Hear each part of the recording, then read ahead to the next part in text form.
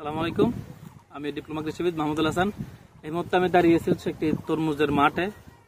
এখন আপনাদেরকে একটি পোকা নিয়ে তরমুজের পোকা নিয়ে একটু পরিচয় করে দিতে চাই। এই যে আমার হাতে যে পাতাটি দেখতে পাচ্ছেন, এই পাতাটি হচ্ছে পাতা সুরঙ্গকারী পোকার আক্রমণ। এটা দেখবেন হচ্ছে পাতার মধ্যে খুব সুন্দর হচ্ছে সাদা সাদা একটা দাগ, এলোমেলো একটা দাগ পড়ে থাকে, একদম রেখা, এলোমেলো রেখা তৈরি করে ফেলে। এটা হচ্ছে সুরঙ্গকারী পোকা, পাতার ভিতরে অবস্থান করে এবং পাতাটা খেয়ে খেয়ে সে চলে।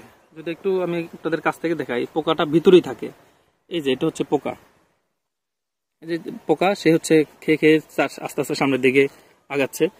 এই পোকা দমনের জন্য হচ্ছে আপনার যদি জমিতে হচ্ছে আঠালো হলুদ পাত, যেটা ইউলো ট্র্যাপ যেটাকে বলে, ওটা যদি স্থাপন করেন তাহলে হচ্ছে এই পোকার আক্রমণ কমানো যায়। এবং আক্রমণ যদি মাত্রাতিরিক্ত হয় এবং খুব বেশি হয় তাহলে সাইফারমেথ্রিন গ্রুপের কীটনাশক প্রতি লিটার পানিতে 1 মিলি হারে মিশিয়ে